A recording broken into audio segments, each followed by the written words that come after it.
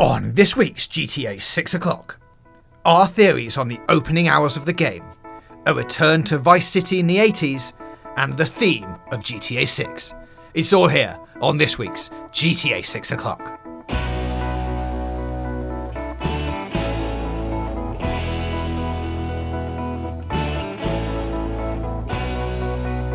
Hello and welcome to episode 10 of GTA 6 o'clock. My name is James and I'm joined, as always, by Dan Dawkins. Hello, hello. Hello, Dan.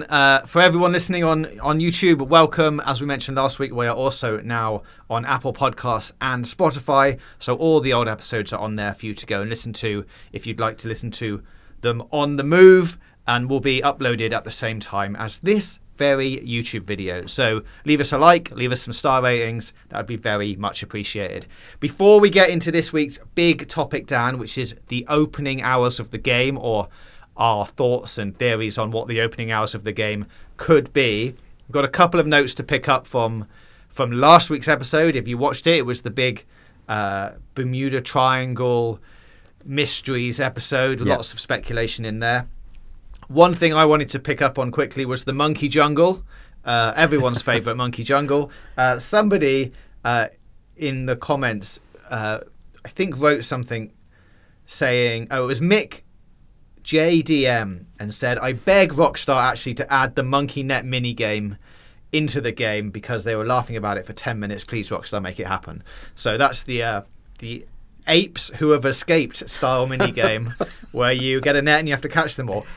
However, that might be ridiculous, but I have to say, what if in the monkey jungle the monkeys did escape and you know, it was one breed of monkeys, because I also saw someone saying, why would they model 50 different types of monkeys? You can have one breed of monkeys and they all escape, and that is the collection challenge. You have to go around and photograph or collect 100 monkeys in the game. You possibly heard it here first. So there was that. Lots of people really liked the Bermuda Triangle theories. Even some people even liked your insane time travel stuff, Dan. But there were quite a few comments about the Bermuda Triangle theories, right? Yeah. And a lot of people saying, wanting to elaborate on it.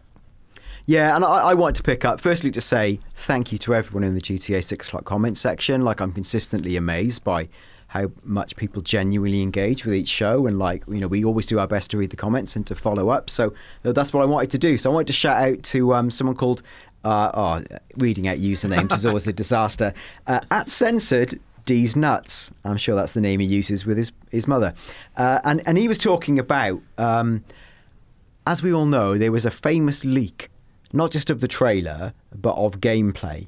And there are stories that were spun off from that, and possibly side rumours, where they were talking about quite directly some of the undersea stuff we referenced last week, where I think, James, you put forward about there being the steps to Atlantis. What they call the road, yeah, the road to Atlantis and all these things. Now, there is a reference within the leaks, apparently, to an underwater research facility, which led to many to get very excited about the existence of... what do you call them? Underwater submarines? Is that what's the correct name? Submarines. Submarines. Submarines. A number underwater of those. Submarines. And, you know, and it adds legitimacy to this idea of exploring the undersea. And there was also reference to a whale graveyard, which I thought was quite exciting, and underwater ruins. Now, you know, could those ruins be James's fabled lost city of Atlantis? Probably not. But like, it feels like the undersea part. Come on, you know, we got excited about it last week. A lot of commenters getting really excited about it too. I wanted to shout out to a guy called @Hessian1 who said, I'm a former US Navy diver. So first of all, shout out for having such an interesting career there. But he talked about himself really being excited to see Devil's Den, which is the prehistoric spring you could explore and dive into. And he also talked about the, is it called the Bimini Road to Atlantis? He also thought that was a great location. So yeah, shout out to you, and let's see. But it definitely feels like the undersea stuff has got some legs, sea legs. I don't know. I mean, there is almost zero chance that they are not doing some underwater stuff. We saw it in GTA 5, only going to expand on it in GTA 6, you would think. And most of Florida is surrounded by an ocean, so why wouldn't you let people go swimming in it? Of course there's going to be underwater things to explore and find, and probably collectibles and that kind of thing. So I would be astounded if there was no diving under the water in GTA 6. Yeah, and if you're wondering what we're talking about, check out last week's episode 9, where we talk about conspiracy theories and like what might be side missions and strangers and freaks. Before we move on, I just quickly wanted to shout out to one of the commenters at Exoterrestrial. And he answered a question I had last week where I was saying I didn't fully understand why the 5M, who are the role-playing community that Rockstar recently acquired, why they've been a bit grumpy about the terms of service changes. Now, what he essentially said was one of the big issues in the 5M community about Rockstar's purchase is it's required some of the bigger servers to remove all the licensed vehicles and apps and all that sort of stuff. But he said the thing that's annoying people is Rockstar granted amnesty to some of the bigger servers but purged the others. So not all servers are created equal, which I can understand making people twisty. We also had a few people reach out in that community and said they'd love to come on the show. So I've said, please DM us. So do DM us on X, on our @GTA_ViaClock account, and we can look at setting something up in the future. Great stuff. One more thing before we move on. A couple of people got in touch about this. Nate Kerr1 being one of them said that they learned that stalactites have to hang on tight not to fall. When you asked me about stalactites and stalagmites, and stalactites hanging on tight is a much better explanation than the one that I got in school. Also, Matt Sturgeon said stalagmites might reach up from the ground, and that's how you would remember that. I feel like I'll never get this wrong again. Test me again at the end of the episode. So there you go. Let's clear that stuff up. One small extra piece of news then before we move on. Obviously, this is going out on Wednesday at 6 o'clock as we are broadcasting it to you now. But tomorrow, on Thursday, is Take-Two's quarterly financials call, which I believe are public and you can dial in to listen to them. They are a publicly listed company and are obliged to share their financials. Like, this might not be their end of year report, but again, they cannot say anything duplicitous in terms of their trading statements. So if they think there is a significant risk to GTA 6's release slipping, at some stage they are obliged to mention it. So it would have to be now, right? Well, maybe. And that they may have... I know, obviously, all companies report like an annual statement. They usually do trading updates quarterly as standard practice. I don't know Rockstar's cadence. This is the Take-Two quarterly. Yeah, so they've got a few more quarters they could report, if it is going to slip. But basically, all eyes on this document. We'll talk about it in more length next week. Unfortunately, it's not quite going to hit the show. This is the truth of anything. Follow the money. There's what Rockstar say and do in public and what people say on forums. This is as close as we get to an accurate picture because this fundamentally is the finance of the company. They're a publicly listed stock company. They cannot tell lies. So like anything truthful will be flushed out through these releases. And it will be like, they will try and disguise it as much as possible if there is something going on. But what we've seen in these previous reports that they are expecting I think it's something like a $2 billion increase by the end of their 2025 year. So if that number in this report has changed, or I guess significantly gone down, you could read into that the release date of GTA 6 has slipped. 100%. They probably wouldn't go as far as to say GTA 6 is slipping out of its release window, but they would say a revenue chunk corresponding to what you'd expect the release of GTA 6 to make is at risk. And then it's just do the maths. You know what it's saying. It's just code for it's slipping, yo. And to put you on the spot, on Thursday, tomorrow, do you believe that is going to happen? Or would you think that they would, even if that is happening, wait until maybe the next quarter, which will be halfway through 2024? Yeah, I would be surprised were they to announce now that it's slipping already. I feel like it's, they might, if you'd be there in the company going, we've got technically a year to when it releases anyway, is it still in the balance? You'd have to be super, super, super sure it was slipping to commit to saying that in a public financial statement. So I wouldn't expect anything tomorrow. Let's see. We could be surprised, but I wouldn't expect it. I mean, for something that's a year out, thinking from my point of view, if I was working on it, be like, we've got a year. We'll probably hit it. Don't worry about it. That's right. It's obviously a bit different from a game like GTA. Cramming your homework the night before. I don't think that's Rockstar going, we've got a night, we'll do an all-nighter, get a couple of cans of Red Bull, we'll get this game done and charged. No, but yeah, you're right. Like, something crazy would have had to happen for them to say, there's no way we're hitting. I mean, they've only said 2025 as well. Oh, like, yeah, and the trailer's 2 to 3 months old. Like, what significantly could have changed in that time to make them suddenly go, and now we've got, in so many words, announce a slip? I just think it's too soon to commit to that. Either way, it's worth keeping it. That statement itself will be boring, but within it will be lots of juicy stuff, and I'm sure will be endlessly reported by the gaming media, but we'll also have a little look at it and report back next week's show, and also keep an eye on our Twitter account if there's any bombs there. Yeah. Updates on GTA Video Clock on Twitter or X, and then we'll dive in to the details in next week's episode. Right then, on to the chunk of this week's episode, and we are looking at the GTA6 opening hours, or what we think those things could be. We've got a few theories that we can discuss about how the game might open, what you might be doing in the first few hours of the game, but to do that, we should base it on something, and I think the best things we've got are to look at the previous games, how they opened, what kinds of things that you did. So, shall we start all the way back with GTA 4? Yeah, I think GTA 4 is a really good one. Before we begin, I'm going to say, I'll just toot the personal horn here. Toot toot. We did on GTA 5 o'clock back in the day accurately predict the bank heisty prequel intro for GTA 5, and like to the point where when I met with Rockstar employees a year later, one of the guys laughed and he went, because when we heard that episode, we thought you'd bugged our office. It was again a bit of educated guesswork, and I think the signs were pointing together. I've got to stress before we begin, I have nothing like that level of confidence for this, but I think James has got a really good theory that I don't know if I'm willing to put my lock of the week on it, but I think it's an excellent theory, so please keep listening. The lock of the week, the new badge from Dan, lock of the week. That's a Simpsons reference for anyone who can't remember lock of the week. Look it up. Right, well, okay, well, let's look at some of the previous games then. Let's go back to GTA 4. Now, you can probably see some of this on screen. Thank you, producer Nathan. If you're watching on YouTube, you can see some of these things. GTA 4 opens with piece of music, Rockstar logos, then the GTA 4 logo. That is the first thing that you see.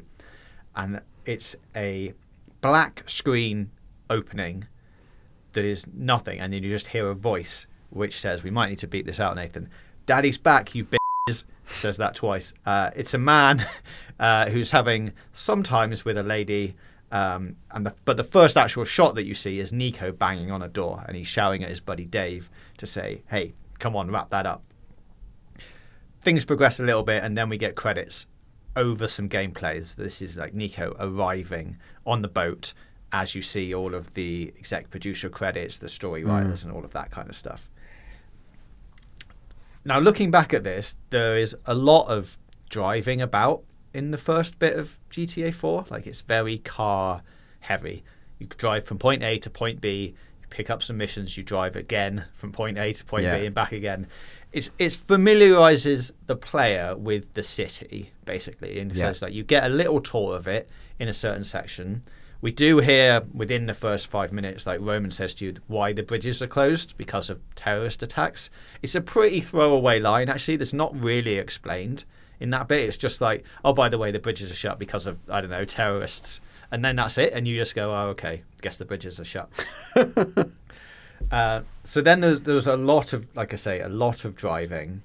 What does happen within the first hour is you are guided into situations where you go shopping for new clothes. You can choose after the first two missions, you then choose whether you can continue to free roam around. You get a couple of mission markers, or you can do side missions.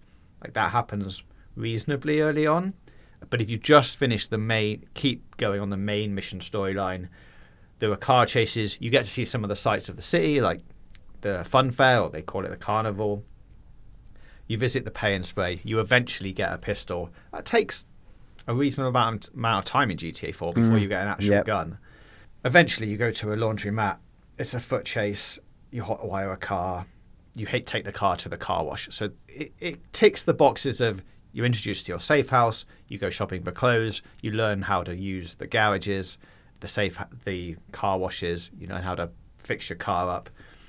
Around the 1 hour mark, there's the mission Ivan the Not So Terrible, which you would argue is probably the first set piece mission in GTA 4. This is the one where you're chasing Ivan in a car, then he gets out and you run across rooftops and you have to jump, follow him. And at the very end of that mission, spoilers, you get to choose his fate. So like he's hanging off like a ledge and you can either rescue him or throw him to his death. For a set piece mission, it's not hugely impressive. I mean, looking back at it now, you'd go, yeah, it's not that. But, you know, it's setting up all of the things that you would get in GTA 4. So get all those things. You meet a couple of other significant characters. And then there's a set piece pretty much at the end of the first hour.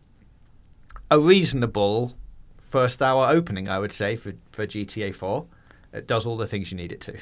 Yeah, and I think you've always got to think about the intro in its proper context, where when GTA 4 launched, we'd been to Liberty City before, but we'd never been to Liberty City on a generation of consoles that gave us power like we'd never seen before. Like visually, GTA 4 was a really big leap up from the previous generation, right? I guess I'm even. It's been so long.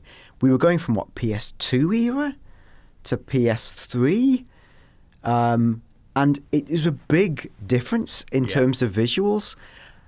And I think part of the role of the intro is to give you what you came for. It's like, you know, almost like you go into the cinema and you've bought a ticket, and that is drop me into the city. Make me see the smoke, taste the smells, you know, immerse me in what this new world of Liberty City is. And it does that straight away. And it does it by putting you in the car and giving you a taste. You drive around. And it's also, it's scene setting. You know, what is GTA 4? It's quite a gritty immigrant trail with a degree of moral choice. And you get all of that straight away. You know who Nico is. You know his familial connections. You get to make that moral choice you talked about. And then the third layer of all intros is they've got to function on a tutorial level, where you have to design your intro on the assumption that somebody has never heard of Grand Theft Auto nor played one before, because otherwise you're creating a closed shop. So you have to have a game that is really, really straightforward. So, you know, get in the car, it's a learn to drive. Of course you can, like, I think, and everyone knows how to drive in the game, right? I've given my children, who are now, you know, of different ages, I remember showing them things in games that to me felt absolutely obvious. You know, if you give someone a first-person shooter who has never played one before, tell me what is intuitive about that. Nothing. You know, me and you know that, like, left stick is movement, right stick is camera, etc., and there's certain unwritten rules. None of those things are established, so you need to set that up in the player's mind.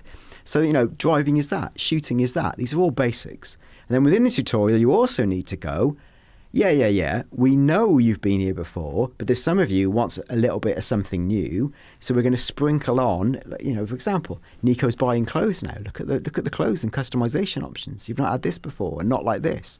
You've got to give people something new. So that's a very long way of saying, like, each intro arrived at a very unique point in history with a very specific content, piece of context and mission it had to relay. So I think 4 did that really, really good. And there's another episode in what's the best GTA intros and, you know, that sort of thing. But yeah, good description. Yeah, there's definitely a lot of those things happening, and you'll see, and I'm sure some of you listening can remember, that as you go through these games, the first hour, understandably, is essentially a tutorial. Like, as you say, it's either reintroducing you back into the GTA world, or it's showing you for the first time how it works. Now, I think as we move on to GTA 5, I would say that becomes a little more blurred, I think, because there was probably more of an assumption if you're playing 5 that you've been in the world of GTA at some point before. However, this opens, and there was a theme forming here, with a black screen with text on it that just says Lundorf, North Yankton, 9 years ago. which, as we know, is the setting for the prequel scene before we get to the main city of GTA 5. The first actual shot you see that's got people in it is the interior in the small bank with an unknown man holding a shotgun. Unknown at this point, although we all know that it's Michael. Yeah. And you get the first voice line of the game almost immediately here. So this intro is a lot more action heavy than 4's. 4's is very quite slow. It's got a slow build, but the intro to 5 throws you straight into that bank heist. You've immediately already got a gun. You're going around shooting people. It's very action heavy. Within the first minute, you're like using your phone to make the vault explode. Within 2 minutes, you're doing the character switching mechanic. So there's a lot of new things introduced in 5 very, very quickly, which I think does lean into the assumption that you understand a bit about how this game is going to work. Yeah, I agree. And I think what was interesting with 5's intro is they'd in the trailers talked a lot about the characters. They talked about the heist. They talked about, particularly, I think it's Michael is sort of the heart of the story. And you could extrapolate this further to go, Michael is a cipher, possibly for Dan Houser and Sam Houser, where he's a guy who's essentially completed life. He's rich enough to not have to do anything anymore.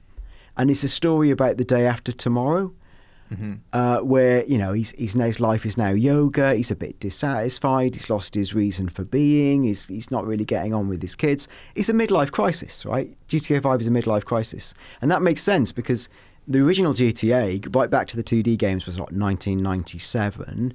For the Housers and the people who created it, this was 16 years on.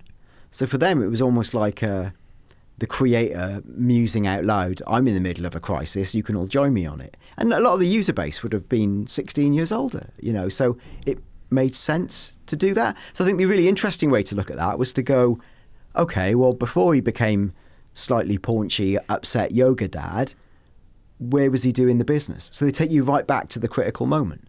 I think that was a really nice way to set up the central drive and theme of GTA. And it was an acknowledgement that GTA was part of the culture. We all knew it. It felt mature. It felt middle-aged. It felt all these things. It was an attempt to shake up the formula. And that's why it gives you straight away the multiple characters. And I think it was an interesting way to give you a glimpse of that. Here's how you got here, but we're actually going to start at the bottom with the guy trying to recapture meaning in life. Yeah, and then within the first 10 minutes is the whole, you do that heist, you escape in North Yankton, Michael fakes getting shot, Trevor runs away, and then it cuts to the Rockstar North, presents, and then in 10 minutes you cut to the logo. Before we get to Los Santos, Michael's in therapy. There's some great lines in that when he talks about his son who's just sitting on his ass playing games all day. Yeah. And he also says, by the time I was his age, I'd been in prison twice. I robbed banks. It's immediately contextualizing what Michael's life used to be compared to what it is now. Yeah. But super quick. That's within 10 minutes of the game. You basically get an understanding of what's going on. Then we get the classic credits rolling over gameplay that we get at the beginning of 4, and shots of the city, vibrant shots, activities, beaches, that kind of thing. Michael and Franklin have that slight conversation before Franklin goes off in the supercars with Lamar. Then it's basically a couple more missions with Franklin. You don't see Michael again then. It's Franklin-based missions for a couple of missions before you get to the option of free roaming again, which is around about the same timestamp as it was in 4. It's about 20 to 30 minutes into the game. Is okay, you've done the first 2 missions, you've done a bit of the tutorial, we think you're set up now to do what you want. Either go off and explore on your own, or here are some mission markers that you can go and choose.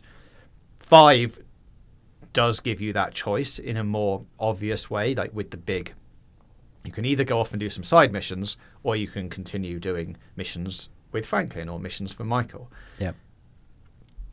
You follow the main story path, and you're doing a lot more stuff. Well, if you choose the right ones, you're doing a lot more Franklin missions. The first probably hour of that game if you just chose those missions. Very much like Franklin's story, or Franklin and Michael's story, because they're basically together quite a lot within that first hour or so. But it does the same things as 4. It shows you the house, your safe house, shows you saving.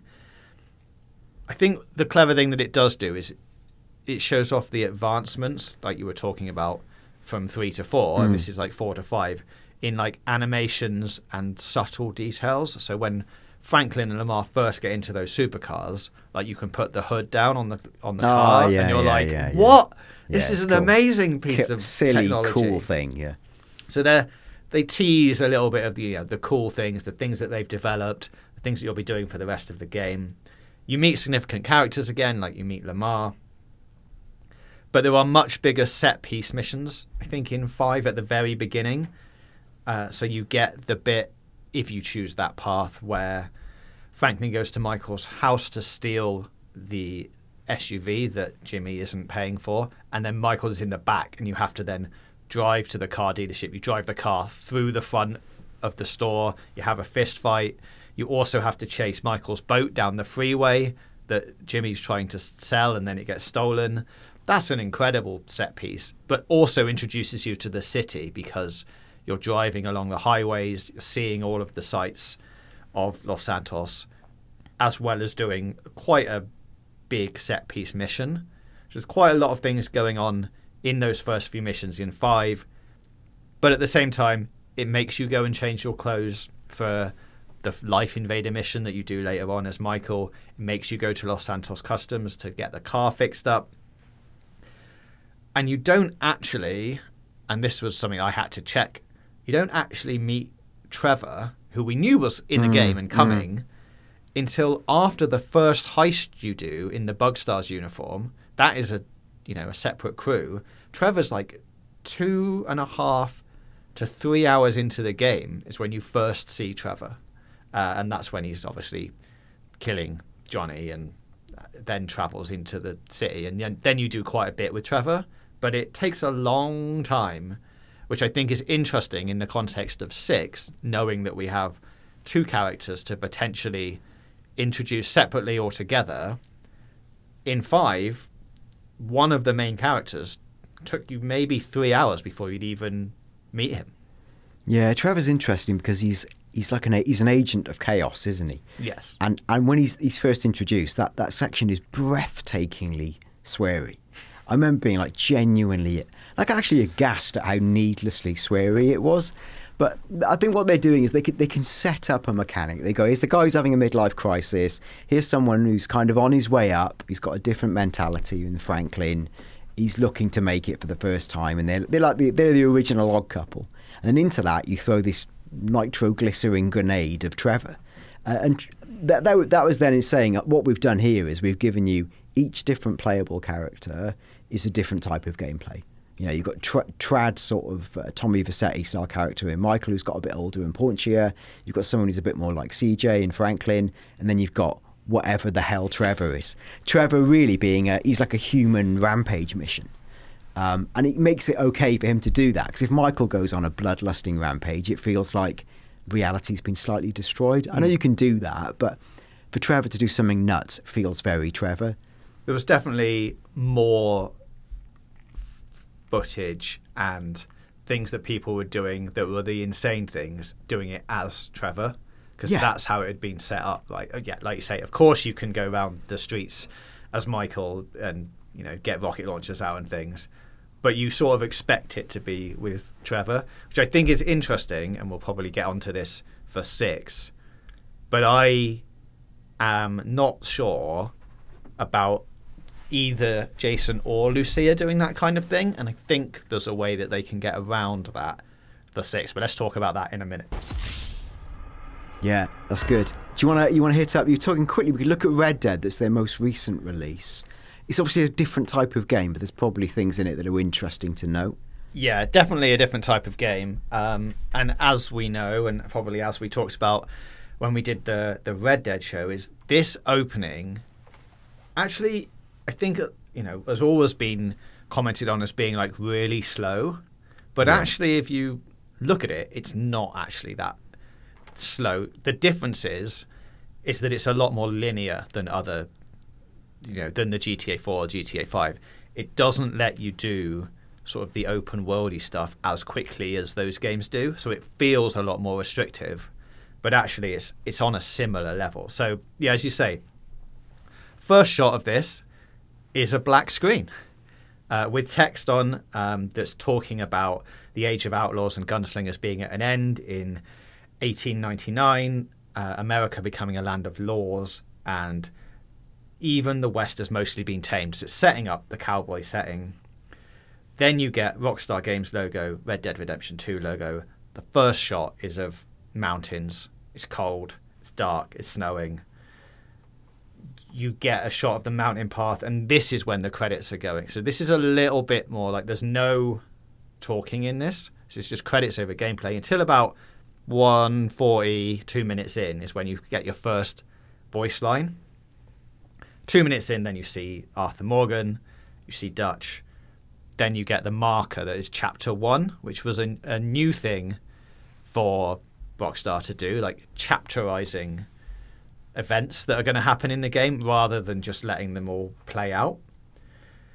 But this is a much more like a big family of people that you've got to meet, and they do that quite quickly. So you meet the whole gang, the whole supporting cast within the first 5 minutes. Then you're riding horses. As you say, the challenge they had with Red Dead is that there's no cars, right? And you can't then go, this is how you ride a bike, this is how you fly a plane, this is how you drive the car, because all there is horses or walking. Like that's all you're doing in this game. Or, being on a horse that then is pulling a cart, but essentially it's riding a horse. Yeah. So they do that a bit. They also, like we mentioned before, it's quite a visual showcase, this intro, this first hour of Red Dead. There's a lot of snowstorms happening, the lighting that they're really showing off, the lighting, the snow deformation, like footsteps in the snow and it getting all dragged around. That is especially prevalent. Like you see that quite a lot in the early missions. And then you do what you expect. There's gunfights, you search the house, you pick up things. It's essentially the tutorial mission. They show off their fire tech quite a lot and their lighting tech. You burn a house down, it catches on fire. You're like, wow, Rockstar are doing fire now and it looks amazing. I would expect there to be a lot of that kind of thing in the GTA 6 first hour, like showing off the technical achievements and the improvements in sort of, burning a house down isn't a subtle way, but it's that kind of thing of going like, a thing has happened and you're like, that looked amazing. Yeah. And it's just extra tech that has been advanced. Yeah, I felt with Red Dead, it's similar to GTA 4 in a way, as in the main question you've got as someone coming to the game is, how is it going to look? Because the main character of Red Dead really is the world. It's the scale, the beauty of the vistas, the change of the seasons, all those ethereal effects. That's what the intro gives you. It gives you this sort of slow, sweeping crawl, and that's what you want, right? That's what you're going to drink it all in. Where with GTA 4, it was more like, give me the intensity and noise of the city, and like a power shot version of that. This is more like zoomed out, moody, ethereal, which is interesting as you start to think towards what's the question GTA 6 needs to answer, and I guess we'll get onto that. Yeah, so this, as I said, the first heist, which is the train robbery that you do with your gang, happens in about an hour 45 into the game, which is a similar level of when you did the first heist in GTA 5, but you do not get to the open world in Red Dead until about 2 hours in, whereas in your GTA games 4 and 5, you're in the open world within 20 minutes, which I think is why there was always that feeling that Red Dead started slower than their other games. Yeah. And it's a slower game though. It's a slower pace of game. But it, like, in terms of, a big set piece moment like the train robbery, it's actually on a pretty similar level. Like, there was always a big event within the first hour and a half, let's say. And that happened. So they did manage to tick that off. It's just that you weren't given the opportunity to go free roaming before that point. So I think there's some parallels to be drawn there between all of those three games. And it is that they all open with a black screen. without anything, and then immediately cut to some stuff. They all show you significant characters. They all make you change clothes. In GTA's case, they take you to like a chop shop or Los Santos Customs, and they all have quite a significant moment within the first hour, as well as teaching you the new mechanics and showing off some new things.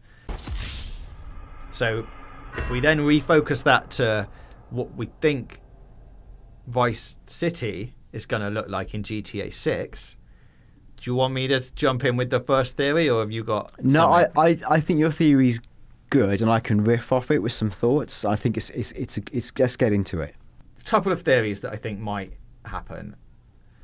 I am going for that it will open on a black screen. Surprise, surprise. Yeah. And it will just say Vice City in, GTA thin text, and then there'll be a beat, and then it will say 1986, and it will cut to someone saying, hey guys, we've got to make this final. We've got to leave no doubt that this is my operation. And that is one of the final lines from GTA Vice City. It's the last mission that you do. Now I would like to see that the opening of 6 takes you back to 1986, that final mission of GTA Vice City when you're playing as Tommy Vercetti. It's a slightly tweaked version of that final mission, but actually if you look at it, it plays out like a pretty good tutorial mission. It gives you a weapon.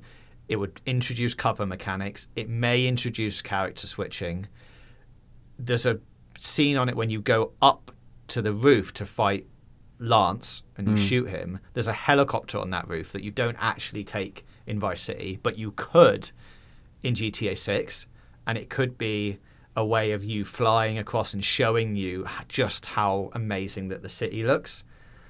I think you would, if you did that tutorial mission, it would then cut about 10 minutes in, because that's about how long that scene or that mission is. Then it cuts to say, Vice City present day.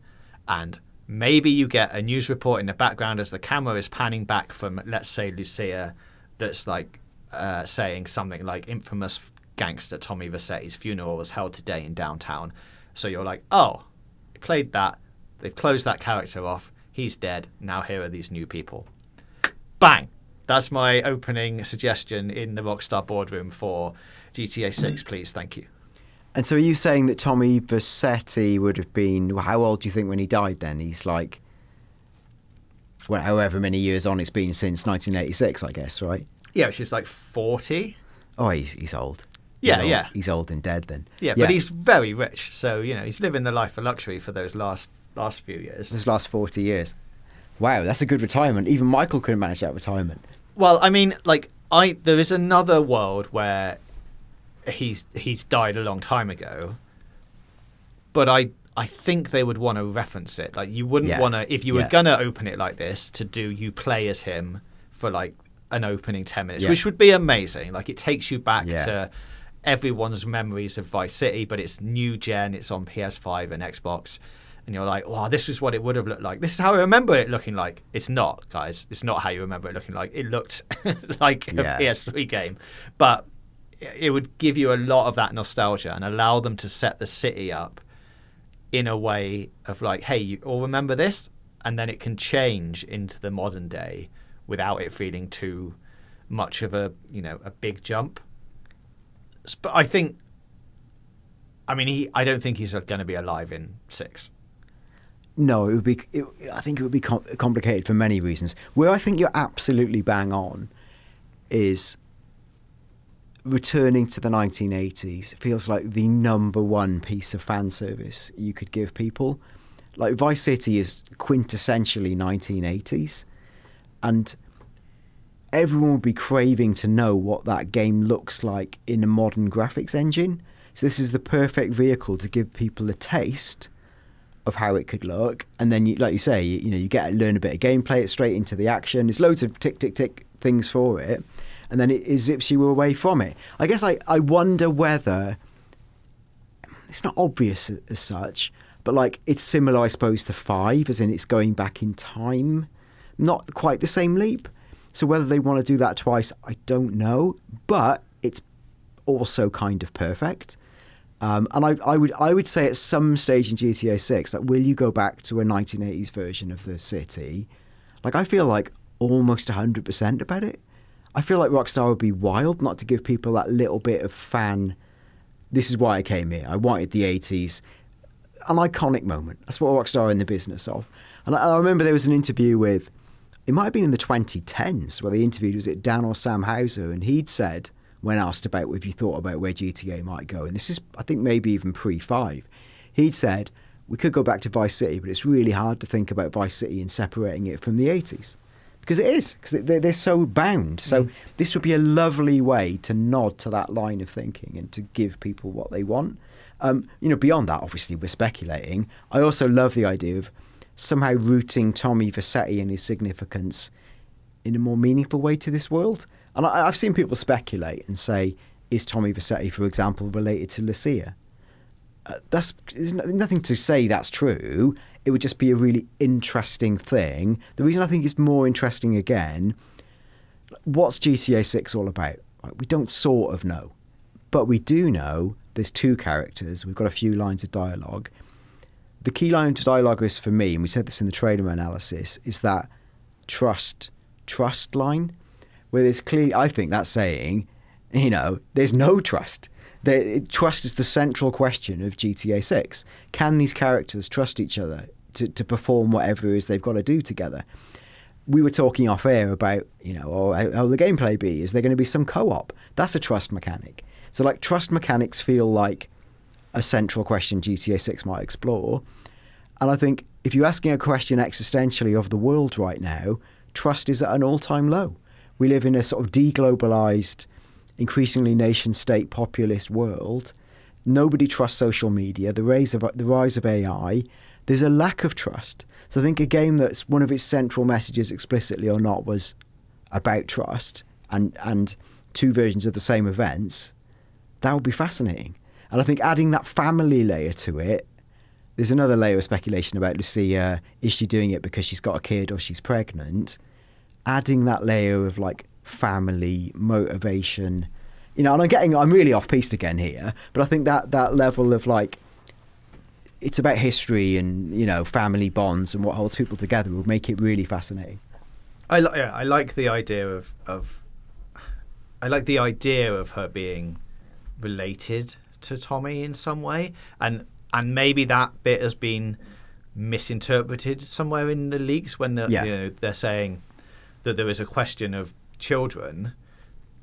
There is, in this instance, like, she is Tommy Vercetti's child, and maybe that's how it's got twisted.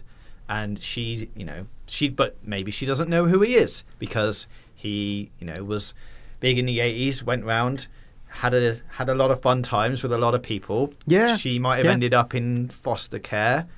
Another theme of, like, she can't trust anyone. She's been passed around loads of different families. That's how she's ended up through, on a life of crime, if that is the life that she is leading. Like, could have been her first thing that she's got caught for, and that's why she's in prison in the trailer. But that feels like it might work. It might be a little bit too obvious to make her, like, Tommy Vercetti's daughter, but it would bring with it quite a lot of history and expectation, I guess, if the reputation that Tommy Vercetti had at the end of Vice City would be passed on to her, and there might be a few other, people around that area going, you've got to watch out for Lucia because she's Vercetti's kid. Maybe it could be a fun storytelling technique.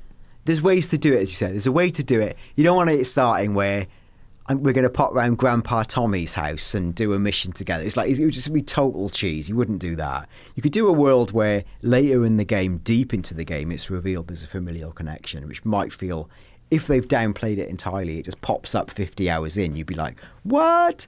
Like, that might be really cool. I feel like, in a weird way, it's facing a similar question or problem that maybe the Star Wars movies did, the latest sequels, where when they set up the Rey character, everyone was obsessed with her lineage and how how really she's something to do with Luke, isn't she? How is she a Jedi? Is she really Han Solo's child? That was the Star Wars movies kind of flumped that and went mad. But that central question is interesting, and there could be something about who her family are. And I think that's a really interesting point you make about if she didn't know Tommy Vercetti was a dad and had never met him, that theme of her having very inherently poor trust relationships because she's never had that father figure, that would make for a fascinating and believable central dynamic.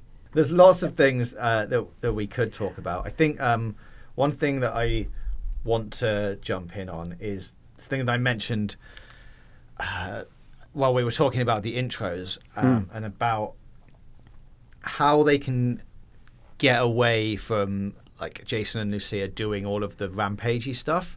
Now, another theory here that I had was that, and I'm not sure if we talked about this on the show before, is that there will be a third, possibly even a fourth character, if you get to change characters, which we're assuming that you do. Like, why would they get rid of the character switching stuff?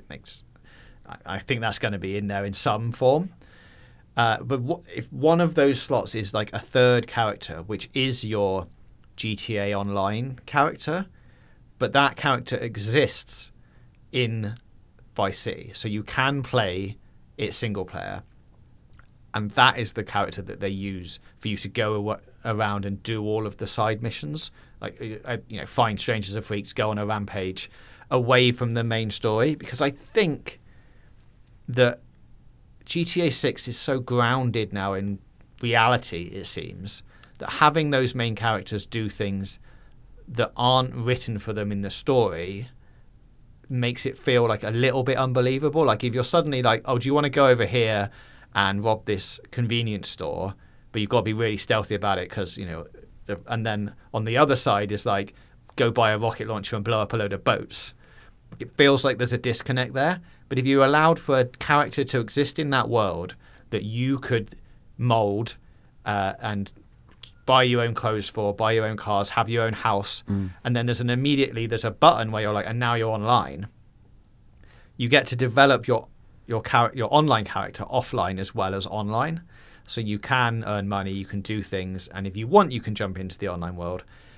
But I think that would be a good way to allow you to do all of the more insane things that happen without deviating away from the two main character storylines. What do you feel about that? I like it. What I think is interesting and you raise is that GTA Online can no longer feel like a separate destination, like a holiday away from the main single player story.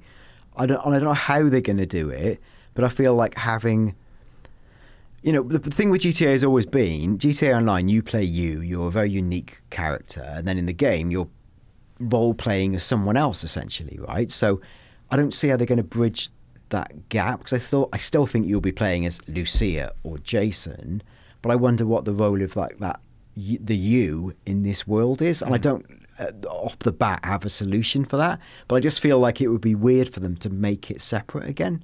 And I think it would be fascinating where you playing as Lucia could see you, James Jarvis, in GTA Online. Like, I don't know what fun you could have with that dynamic, or is that so hideously complicated that you daren't ever go there?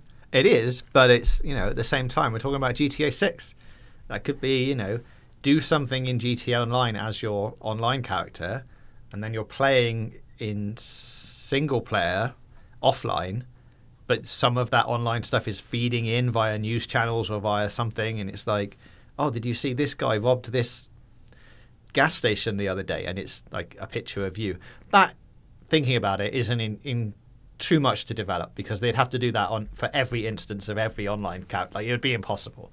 But there could be GTA Online world events type thing that could then be reported into GTA 6 via a patch, like 100 people took to the streets and had a motorbike race. That kind of thing could happen. And then as you were playing 6, just roaming around as Jason or Lucia, you'd get little tidbits of that kind of information feeding into the game somehow, whether it's via radio station, sound bites, news reports, that kind of thing, or even just on, Life Invader, if we think that's still going to exist in 6, probably is, or any of the social channels, like that kind of stuff could happen. Yeah, like as you were saying it, what I liked, but this doesn't work for what we know of the story. What would be a really fun, creative way of doing it is for, if there is a child in this story, and we've talked also about the passage of time, imagine you played the game for 2 or 3 hours as Jason and Lucia. There's a child at the centre of it. There's possibly their child. Then there's like Rockstar have got form for doing, big time jump, and then like you play the child, but 20 years on, and that's your GTA Online character, so that you were then, you played as your parents or parent, and then you become the new protagonist who's like a blank slate but with a played history. That doesn't work because of what we know. It looks like, unless GTA is literally set in the future, Lucia and Jason, if they've got a kid, unless the kid's already really old, it doesn't make sense, right? But creatively that's fun, and there's probably a way to have set that up. But I don't think that works with what we know of GTA, but it was a clever device to make GTA Online feel integral to the story. Yeah, I mean, it also makes GTA Online set in like 2050. Yeah, do you know what I mean? That would be some curveball. And like nonsense. It would be like Back to the Future 2 type stuff. Yeah, but I think, we should wrap this episode up, but I think the game taking place over a number of years is a pretty big possibility. And that would allow for the things that they've teased in Red Dead 2 in terms of like towns being developed over time, things slightly changing. I think not as in like it wouldn't cut to say 2 years later. I think it would just, the timeline of the game would exist over that period of time. Because we've got to remember, if what we think is going to happen happens, at some point Lucia is in jail. Yeah. I think she might end up in jail more than once. Jason, depending on whether he's, which side of the law he's on, also might end up in jail, or even if he's on the right side of the law, would end up in jail for, to keep the charade going and like, oh no, I'm a criminal. If that happens, they need a way to advance time quickly while you're in prison, because you don't want to play 2 hours of the game just wandering around prison sleeping. I think what could happen is if one of them is in jail, that locks that character out for a bit while you play as the other character doing main missions. And if those main missions could be anything, and they could be generating bail money to get your partner out of jail, but those things could take months, and I think you would see the city change over time. I feel like we are going back to Vice City in the 80s, but I think the core game is also going to take place over years. Yeah, so look, we've put a lot of, I think, interesting thought patterns out there. Please do let us know in the comments where you think the story could head, and also like thematically, like we've talked about, where do you think this is going? Like, I think 1980s return, I'd almost tick that off. I just think they will do it. I think it's such a huge thing for people that will happen. And the other stuff is more speculative, but I definitely think there's something in family trust. But I don't know where yet. I don't think I've got enough evidence to paint that picture. No. We will keep speculating. We will keep bouncing our theories around. As Dan says, please put yours in the comments below. Shoot us questions in the comments or on GTA Video Clock. We will read them all. We'll do an episode soon about all of your questions, comments and theories. So look out for that. But until then, we will see you here next Wednesday at 6 o'clock for another GTA 6 o'clock.